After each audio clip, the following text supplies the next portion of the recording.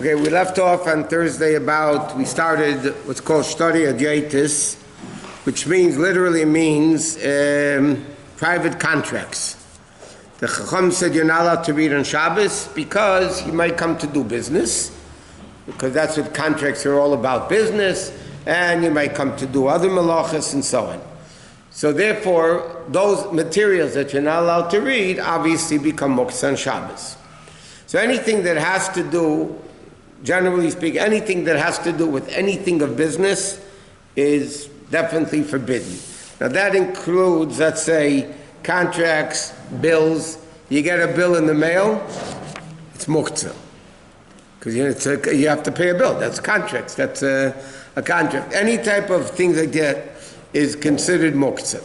Any type of flyers that you get in the mail that deal with advertisement for real estate, or this house was sold, or this restaurant opened, any of those types of things, the mamish muktzah on Shabbos, because you're not allowed to read it. It's business oriented, so you're not allowed to read it. So the paper is actually muktzah. You can't even pick it up and throw it into the garbage because it's muktzah. Or let's say we started discussing the other Thursday night mail order catalogs. Those elderly people in the room, including me, would remember Sears catalogs. The Sears catalogs are a very famous thing. There would be thick catalogs of Sears, all the things at Sears, which was then the biggest department store in America, would be selling things. So all those things would have gift cards and catalogs and furniture catalogs and auto parts, appliances, anywhere that stuff was muktzah. So now the shaila is, this is where we left off last time. What happens if somebody wants to read a Sears catalog, not because they're planning to buy anything. They just enjoy reading, things that are being on the market for sale. So it's something they just enjoy reading. They're not interested in doing it for buying it. So then the truth is, in the matter, the way the paskin, some are more machmir than others, but the bottom line is, it has a din of keli shemalachta le'isr. Its primary use is for something forbidden. The primary use of this is to do business.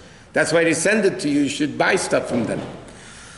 But we learned if you want to use it, you need the place, or you want to use it for something permissible. So a lot of poskim write, if you want to read it because you enjoy it, that's called tzarech gufay. You're using for a permissible use. I'll give you another, we learned already in the past. It's also Olav Shalom. They used to have telephone books. Okay? So telephone books are, as they are called, telephone books. It's to get a phone number.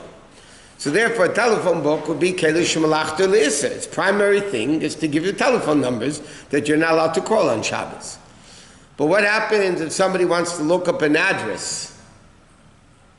Years ago they used to have the addresses also of the people.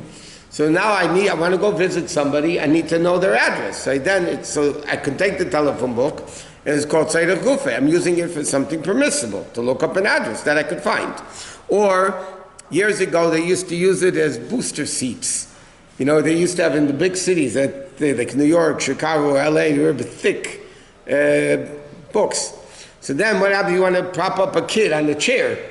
So that's what people use. What do you think? You wanted to reach something, you stood on a telephone book to reach it. So all those things would be called Tzarech Gufay. So then you would be allowed to read it. So there are many poskim that say the same thing with the catalog, Sears catalog and all that you want to read it because you enjoy reading, to look at it to know what to buy, that's mamish asur. Then you're reading it for Shtari Adjaitis, you're not allowed to read it. What if you want to buy like this little Shabbat, you need eggs for Shabbat, next Shabbat? No. Buying eggs for next Shabbos is also forbidden. No, not the actual transaction. It doesn't matter, but you're looking at to buy. That's called Shtari Adjaitis. That's called stuff that you're not allowed to read. So you can't apply this Shabbat for next Shabbat either? No, right. If you pay attention to the prices, it's a regular problem? If you're paying attention to the prices, then it would be a problem.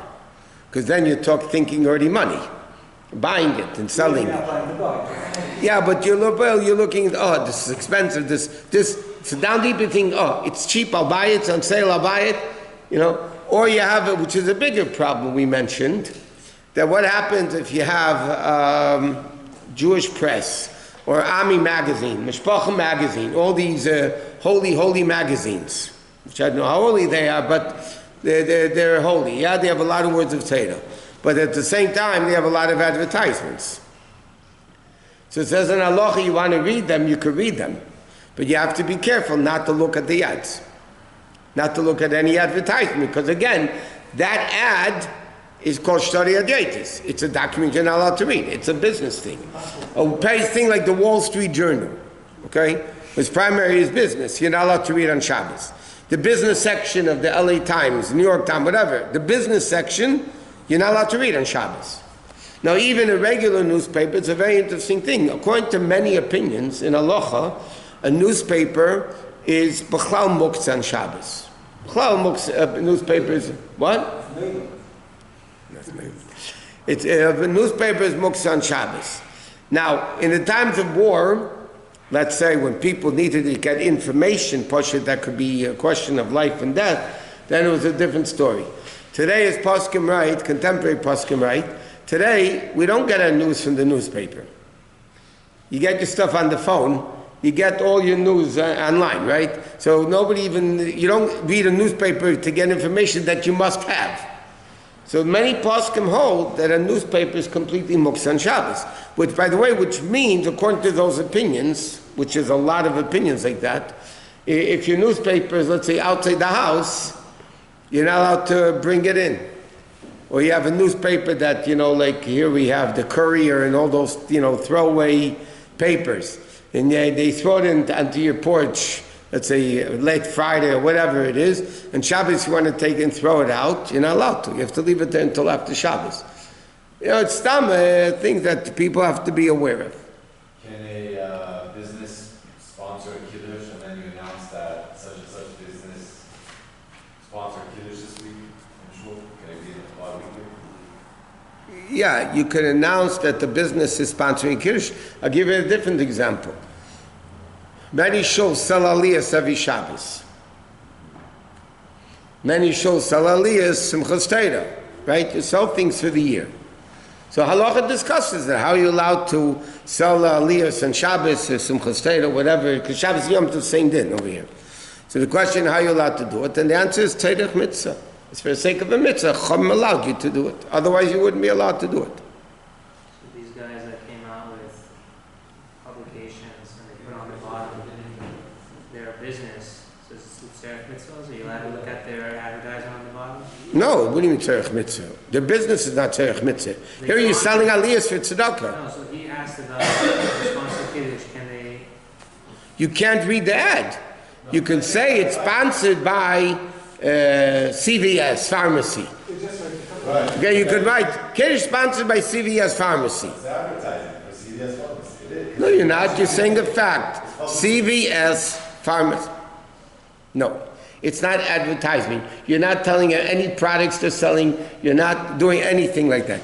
You're saying this entity is sponsoring a Kiddush. What's the difference if it's Mr. Jones or CVS sponsoring a Kiddush? They're sponsoring a Kiddush. You're not advertising. How does they write like this company printing services on the bottom? No, that would be a problem to read, Tucker. But that But that's- entity becomes your favorite. What? That entity becomes your favorite. So you could choose between CBS to For sure, it's advertising.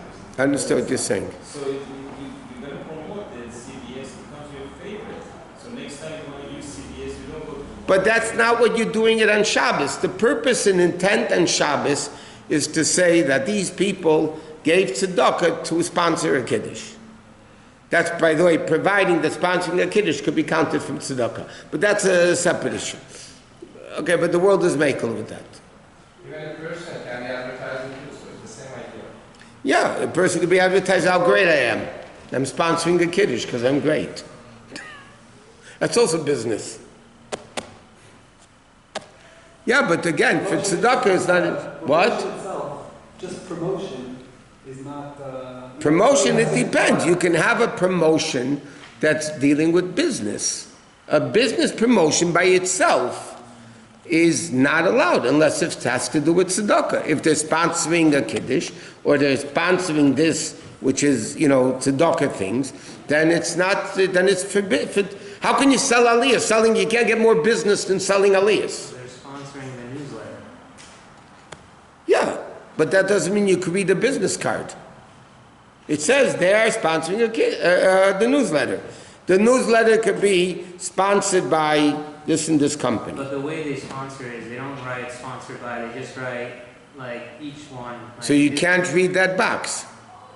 That box you're talking not allowed to read. So the advertisement that just says like Coca-Cola and somebody's having a Coke and having a great time with the Coke is also just... If it's advertisement for business, if that's the purpose of that ad, is to sell Coke, you're not... Listen, look at any of the billboards out there today. Yeah? They have nothing to do with the product they're selling. In the middle, they just have the product they're selling. They show everything forbidden to look at, and there's nothing to do with it. But that's called advertisement. By the way, you're not allowed to walk in the street and start reading the billboards. That's advertising. That's business. What? Rabbi, we were talking about Wall Street Journal or the business section, but if that's enjoyment and not for anything else, It's still you can't.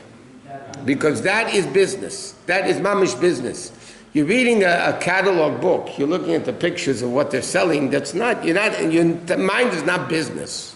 what about books that are selling? Oh, when we get into books, fiction, novels, believe it or not, maybe we should learn the dinim. It's better for people to be, as it says, mutter shir shegigin vayim ezidin. They should be desecrating Shabbos accidentally rather than intentionally. What about the World Series?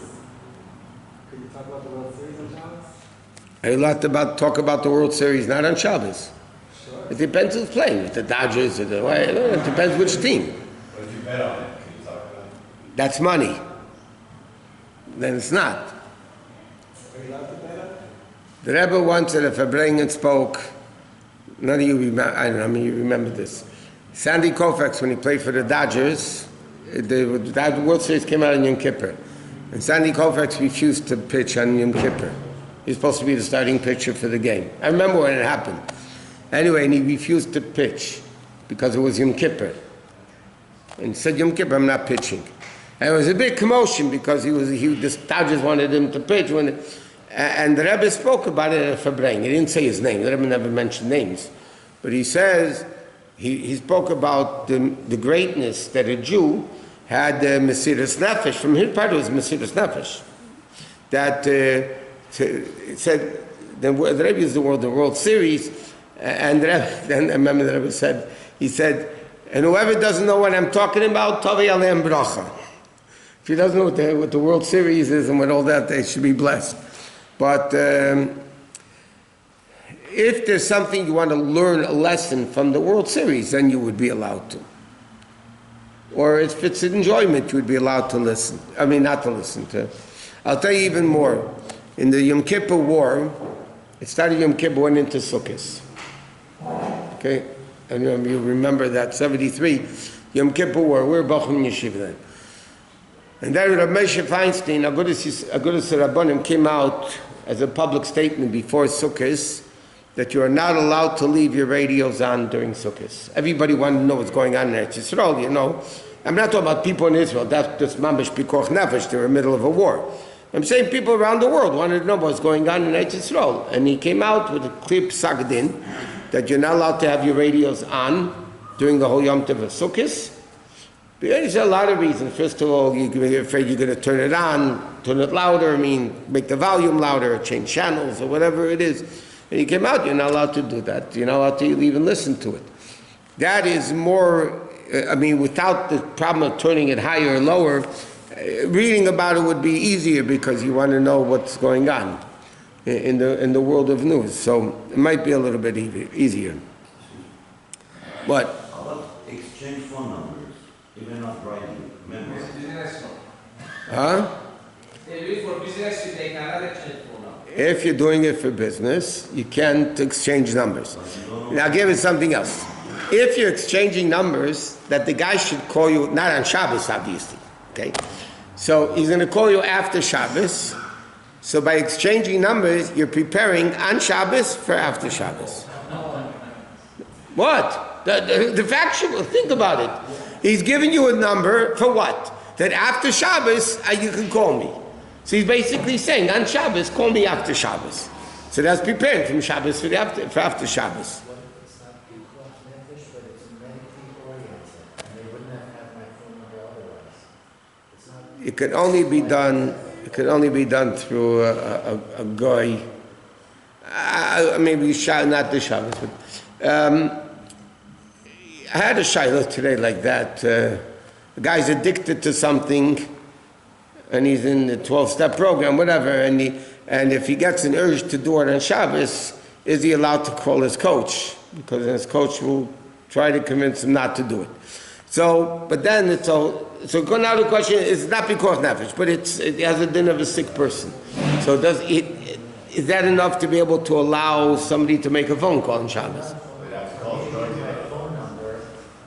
me to give my phone number, business related, for them to have it, so they could call me after Shabbat, I could give. Again, you can give it to them after Shabbat. Why do you have to give it to them on They Shabbat? don't know, they wouldn't see me otherwise. So you can call each other. It's not so simple. It's a question of actually preparing from Shabbos to after Shabbos for something that you're not allowed to prepare. How about for mitzvah? What? Exchange the phone number for mitzvah. Like what? Like, a lot of people, they exchange numbers, they get, meetings. Oh, you call me after Shabbos, I'll give you a big check? No, it's not. That you could do. Invite him over for next Shabbat.